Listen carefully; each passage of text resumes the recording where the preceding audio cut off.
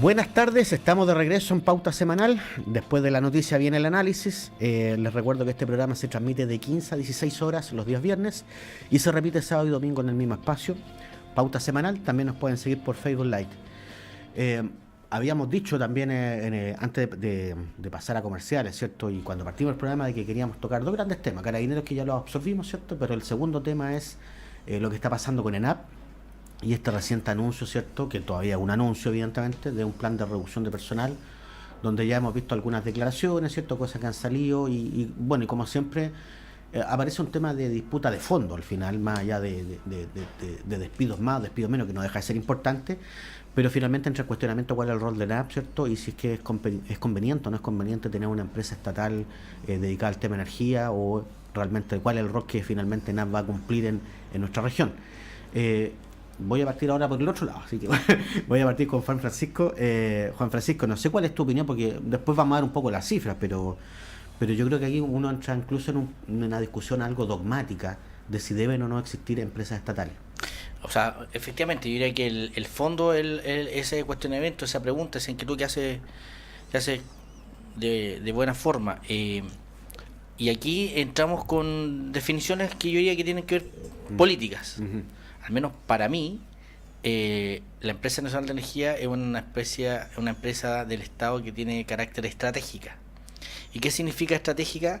Que tú tienes que salir de las evaluaciones cortoplacistas y si no, pensar en una especie de planificación estratégica a largo plazo. Cosa que tuvo en su momento la Corfo, recordemos y no olvidamos, pero hoy día la Empresa Nacional de Telecomunicaciones, hoy día es Entel, era una empresa estatal. Endesa, la Empresa Nacional de Energía, era estatal.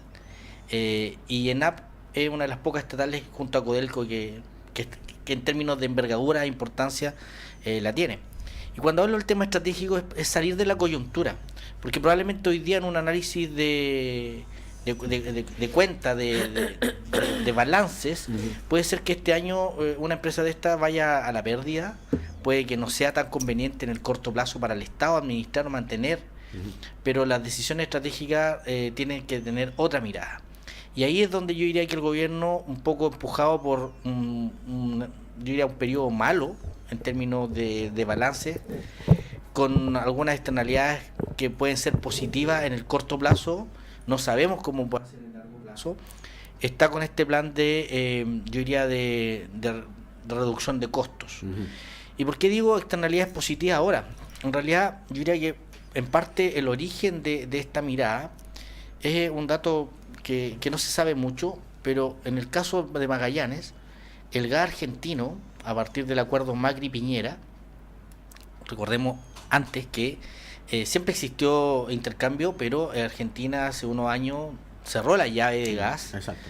Eso generó incluso industrias instaladas como Metanex con varios trenes generadores que tuvieron que paralizar. ¿Qué es lo que hizo? Llegamos a tener en el primer gobierno de Piñera ya los esbozos de lo que fue la crisis del gas. O sea, había incertidumbre respecto a los volúmenes de gas que teníamos para la región. Y afortunadamente hubo un plan de inversión, de exploración, que llevó a encontrar nuevos yacimientos o tecnología nueva, y que hace que hoy día, al menos desde el punto de vista de la seguridad de gas para la región, al menos ENAP cumplió esa pega.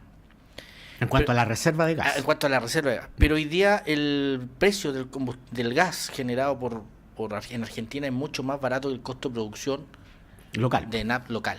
Por el volumen que Argentina tiene, además. Por el volumen, por el hecho de que Macri abrió a la inversión privada un gran yacimiento, si no uno de los más importantes de Sudamérica, que es Vaca Muerta en Argentina, y que de alguna manera entonces ha hecho que el gas de la cuenca austral que iba hacia Buenos Aires le queda más cerca al gas que tienen en Vaca Muerta, y por lo tanto habría más capacidad disponible acá en el sector sur.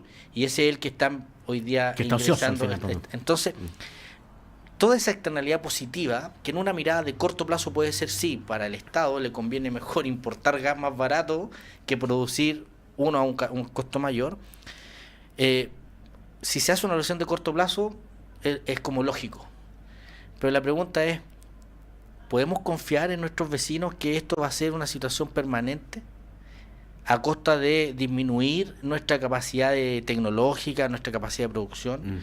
Parece estratégico en ese sentido entregar al libre mercado industria o áreas de la economía que en realidad su impacto en el desarrollo del país es importante. Claro, tan abierta la barrera. Es una discusión que en el fondo hoy día es el problema a mi modo de ver de fondo. Y ahí hay otras miradas que son legítimas, que me dicen en realidad hoy día en un mundo globalizado capaz que nos conviene comprar, ser monoproductores, o sea, menos monoconsumir, importar. Claro. Y no tener nada tener por mínimo. comprador al final. Claro, y probablemente por ese lado se puedan justificarlo. Pero yo creo que conociendo cómo es nuestro barrio, aquí lo que se requiere es, en este periodo donde probablemente es más inteligente importar gas, lo que debiese hacer es seguir buscando, seguir explorando, porque hay un sentido estratégico y en realidad en términos de desarrollo de un país tú necesitas energía, necesitas agua y necesitas principalmente actividades que te generen desarrollo. Y quizás aprovechar este periodo donde no conviene explotar gas, quizás la empresa salir del lema de esto de que es una empresa nacional de la energía y llevarlo a la práctica. ¿Y por qué lo digo? Porque en la década del 60 o 70 ENAP hizo que sus trabajadores se capacitaran en el extranjero, donde estaban los países con la alta tecnología, claro. Principalmente Francia en la década del 70, o países que tenían una historia importante en términos de lo que es la industria petroquímica. Y eso hizo que tuviéramos acá un buen nivel tecnológico para la época. Hoy día vemos que la tecnología y la energía no renovables convencionales, que es como el futuro en términos solar, eólico y quizás otras, en eso la verdad uno podría decir, y en ENAP, ¿quién sabe de eso? Y yo diría que son pocos los que saben de eso. Si es que hay alguien que sabe. Y si es que hay alguien que sabe. Y por lo tanto, esta entre comillas crisis o esta coyuntura debiese ser aprovechada por la empresa estatal para incentivar esta como transformación. En un contexto donde el próximo año Chile es capital de un encuentro de calentamiento global.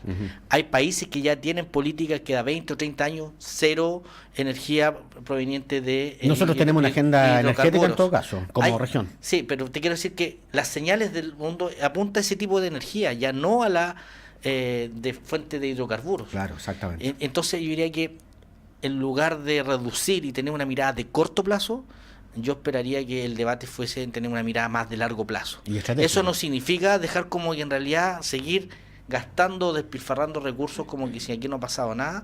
No, si yo diría que el desafío sería cómo nos transformamos a una empresa energética y no solo una empresa que depende del petróleo o de el precio internacional del petróleo o gas. Yanira, ¿tu visión?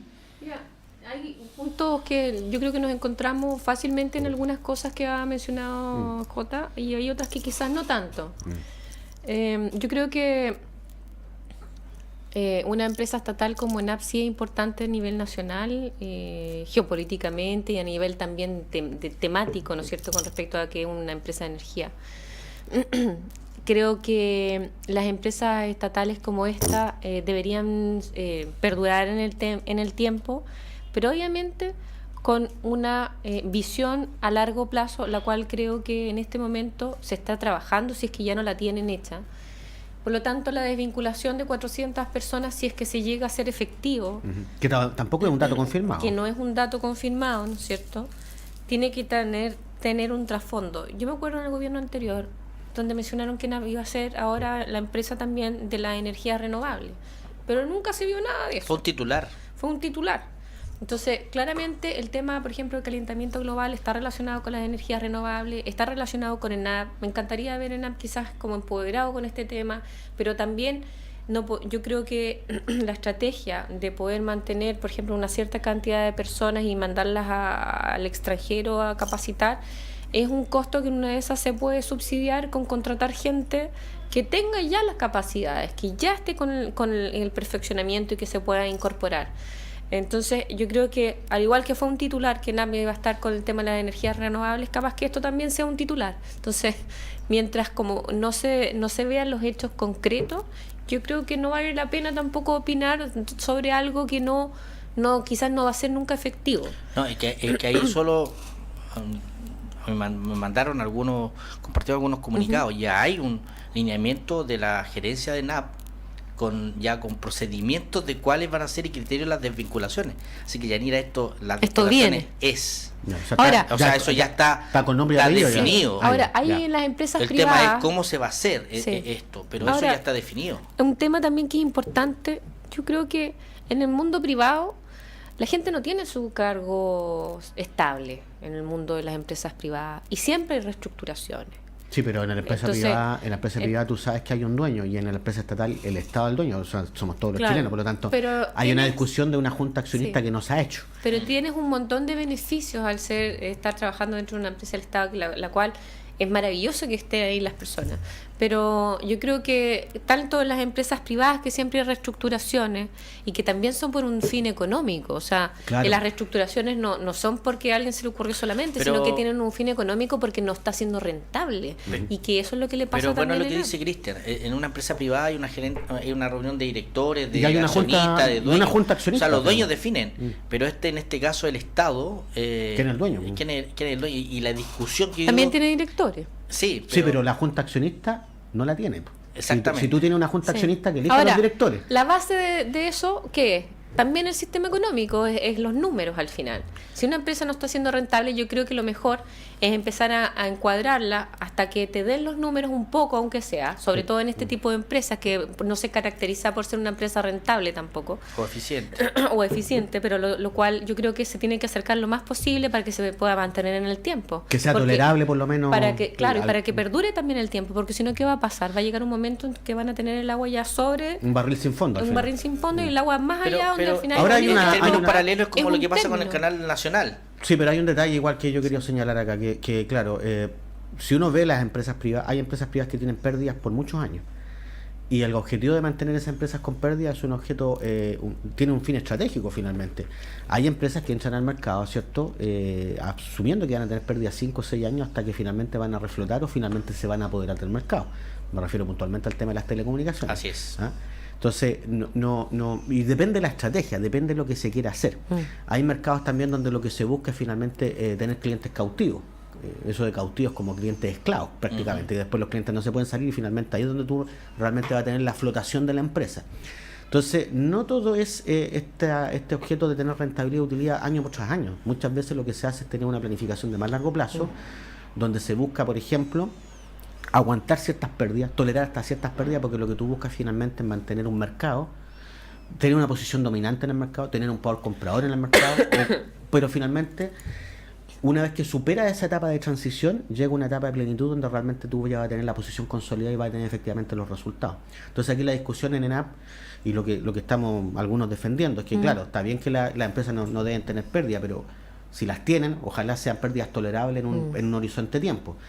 Tienen que ser eficientes, evidentemente, no tiene que haber despilfarro, evidentemente, pero con todo igual tiene que haber una visión estratégica porque se pueden tolerar ciertas pérdidas en algunos años, siempre y cuando esas pérdidas no sean por producto de despilfarro, esas pérdidas sean más bien producto de situaciones de mercado.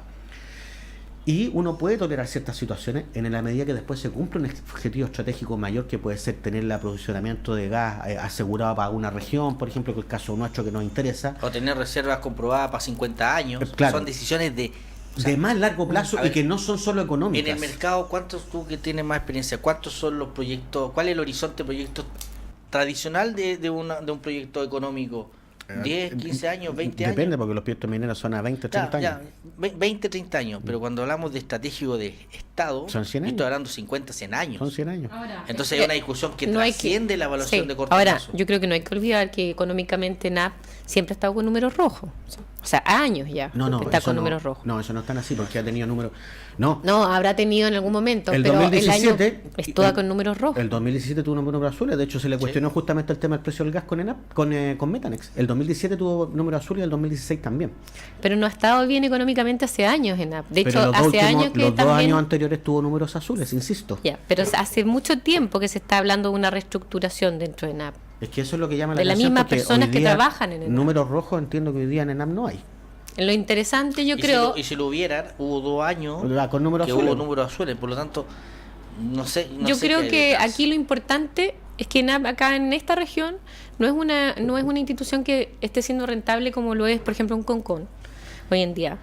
Y lo otro que es importante es que se genere quizás un proyecto a largo plazo, como lo mencionas tú. Pero es que ahí entramos en una discusión ya ideológica. ¿Cómo no va a ser rentable el hecho de tener asegurada una reserva energética de gas sí. para los próximos? O sea, si es que lo ¿Cómo hubiera. Eso es que Pero la si está hay, asegurado. ya está aprobado, ya está asegurado. Está Hubo asegurado. inversiones de millones de dólares del gobierno anterior Sí. de Piñera, del gobierno de Bachelet, precisamente después de la crisis Sí. del gas. Yo creo que Entonces, ¿cómo no va a ser rentable No, eso? sí es rentable, pero si hay una reestructuración por un tema económico, no es gratis. O sea, ese tema no va a ser porque aquí el Estado te va a decir, sabes que aquí se va a reestructurar y se van a sacar a 400 personas. Claro, no lo es que pasa porque que- sí, hay un trasfondo que es económico atrás. No, está bien, no, Yanira, va a ser- pero no ¿sabes lo hay que un pasa que- tema que sea solamente Estoy de por acuerdo, una pero decisión lo que personal. uno discute, Yanira, es que la cifra, mira, no, por ejemplo, no es tan clara, porque se dice por números rojos, pero perdón, si la crítica hace 6 meses atrás... Es que no es rentable. Pero si, por eso digo, la crítica hace 6 meses atrás es que ENAP tenía utilidades, po. ¿Y cómo era que estaba subsidiando entonces el gas con el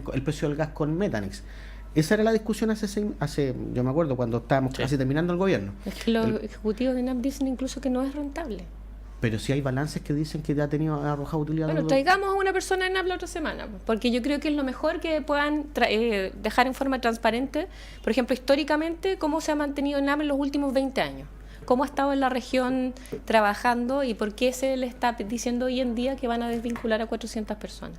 Sí, yo creo que es un dato interesante mostrar Sí. cifras, porque finalmente aquí parece que a veces hay cuestiones dogmáticas que se dice solo por dogma, que no tiene que tiene pérdida, pero en realidad, yo insisto, yo recuerdo... O sea, si hay utilidad, igual lo encuentro raro que desvinculen a 400 personas. Y Eso lo, sería extraño. claro, y lo otro que hay que señalar que, porque también lo otro que se ha criticado que se le hizo inyección a ENAP, ¿cierto?, Siempre. de recursos.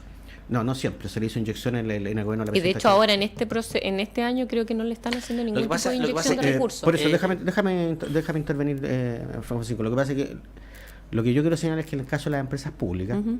más bien las empresas del Estado, las empresas del Estado por su conformación, ellas pagan el impuesto a la renta de primera categoría como todas las empresas, pero también pagan un impuesto del 40%, ¿cierto? Y luego de la utilidad que quede, la utilidad es totalmente retirada, entregada al Estado, al erario estatal.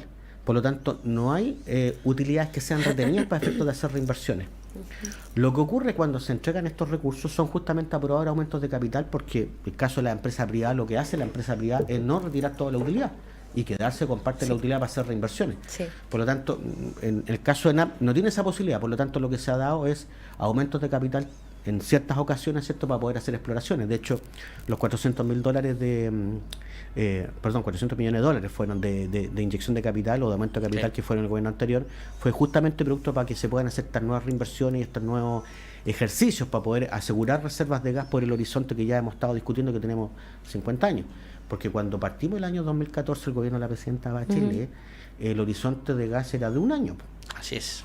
Entonces, por eso que es un tema estratégico, y no nos olvidemos también todo el Ahora conflicto que se solo generó para en Punta comentarte Arenas. respecto a la cita que dices tú que no es rentable, ¿ah? Y que capaz que por eso tú lo digas con tanta fuerza, pero solo para decirte que hasta el cambio, que no sé si fue a finales del gobierno de Piñera, ¿Mm? en el 1, o al principio del gobierno de Bachelet, a raíz del tema del gas, siempre se decía que NAP no era rentable. Claro, porque arrojaba números rojos. ¿Por qué? Porque el subsidio que hoy día todos vemos en nuestra cuenta iba con cargo directamente en NAP.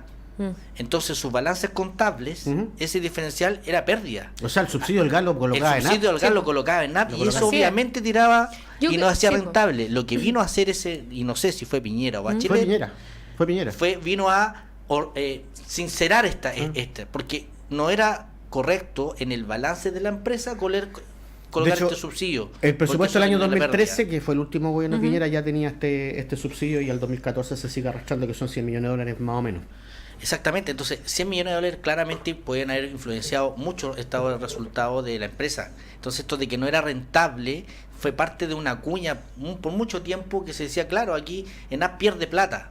Y lo lo que otro que- pasa sí, es que pues. ese subsidio, claro que era una pérdida de plata. Ahora, claro, la pregunta, si es que esto fuera privado y ENAP tuviese que hacer explotación privada, ¿en cuánto nos subiría la cuenta del gas?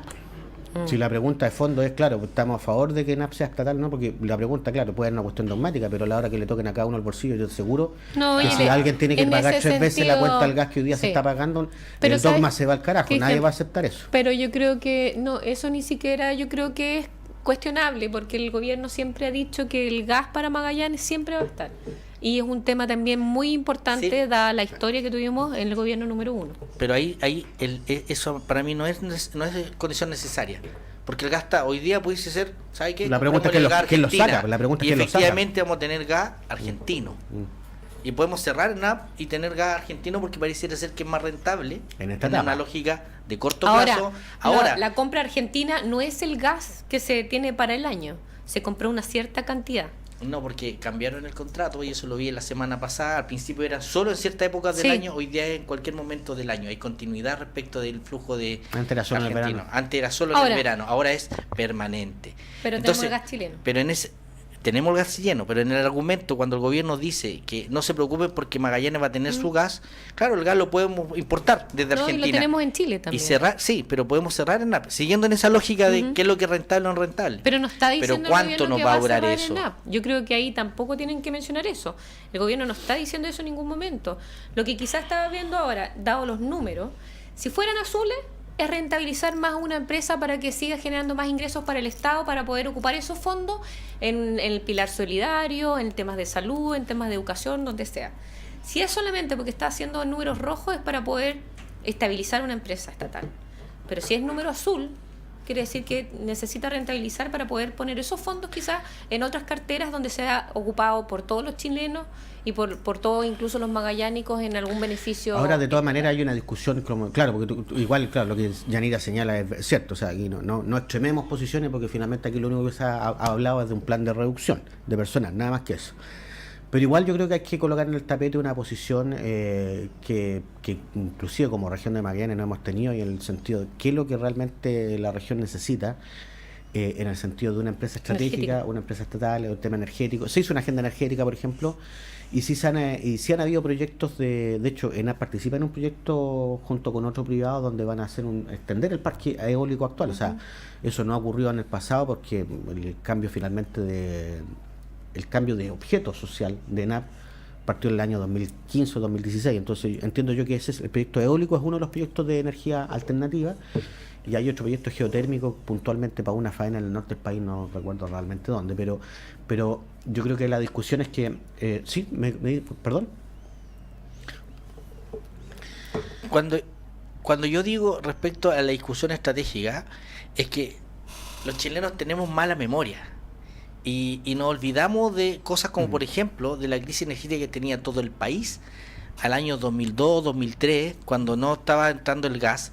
Y recordemos que en los 90 vinieron todos estos proyectos de gas de Argentina a Chile. Se gasificó gran parte de varias regiones. Resulta que después hubo un cambio en Argentina, nos quedamos sin suministro energético. ¿Y qué tuvo que hacer en ese momento el presidente Lagos? Mandatar ENAP que hicieran rápidamente los terminales de gas licuado que se importaba desde Quintero. Por Quintero, Mejillones, por distintos lugares. Y eso lo pudo hacer la empresa estatal, no la privada, porque a la privada tú no le puedes exigir que cumpla un rol en ese sentido estratégico. Salvo que tenga un contrato. Salvo que tenga un contrato amplio. Entonces yo diría que lo estratégico de aquí, esa discusión no se está dando. Pero NAP sigue estando, entonces yo creo que... No, por eso, sí, yo creo que, la advertencia que coloca Yanira es clara, porque oye, no es más allá de no lo es que... discutible de lo que o sea, es un tema... Nos yo quedan creo los últimos minutos, un minuto para cada uno para que podamos ir despidiendo y cerrando el programa. Como siempre partimos por las damas. Bueno, muchas gracias, Cristian. Bueno, contento nuevamente de volver a mencionar que el nuevo presidente electo de la UDI, Fernando Paredes, a nivel regional, ¿no es cierto? Y Hernán Ferreira, el presidente de la UDI a nivel comunal. Contento con los resultados, con las elecciones, y vamos a trabajar unidos como siempre y trabajar en terreno, que eso es lo que se nos viene desde ahora. Oye, un acierto a este programa porque, claro, Yanira Lara aquí, ella vino más o menos como a los primeros 4 o 5 programas, tú no estuviste presente, llegaste como al 4.º programa más o menos. Yo creo que sí. Sí, llegaste, claro, pero fue todo un descubrimiento porque primero una voz de derecha efectivamente bastante autorizada, con alto conocimiento de temas, ¿cierto? Y además defendiendo, porque la idea de este programa es que sea plural, por eso que hay posiciones de derecha, de izquierda, ¿cierto? Yo trato de ser conductor, lógicamente con mi corazoncito en un cierto lado, pero finalmente hemos tenido un buen diálogo. Yo creo que fue un acierto tener a Yanira, además que ya está consolidada absolutamente como secretaria de la mesa regional. Gracias. Juan Francisco. No, mira, yo más que nada aprovechar el espacio de desear una feliz Navidad a todos quienes nos están viendo, nos están escuchando este fin de semana de mucha familia.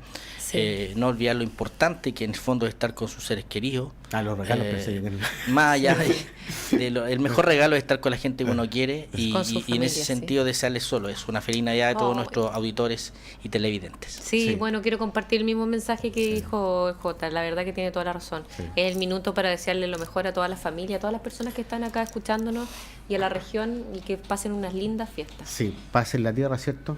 Y felicidad, ¿cierto? Para los hombres y mujeres de buena voluntad, y que claro, tengamos una Navidad tranquila, ¿cierto? Junto a la familia, moderar el consumo de alcohol, ¿cierto? No conducir si es que se ha bebido, ¿cierto? Tener las precauciones, además cuidar la billetera, ¿cierto?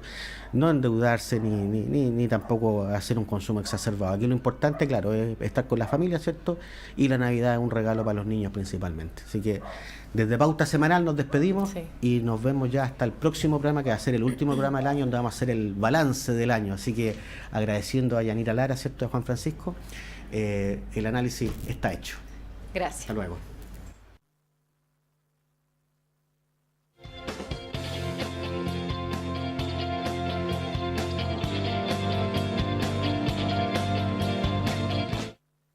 Polar Comunicaciones, radio, televisión e internet presentó Pauta Semanal. Participan y conducen Daniela Panicucci, concejala Comuna de Punta Arenas; Yanira Lara, ex-seremi de Gobierno; Cristian García, ex-seremi Hacienda y Economía; Mario Esquivel, abogado; y Juan Francisco Miranda, ingeniero civil, ex-seremi de Obras Públicas. Pauta Semanal. Después de la noticia, el análisis.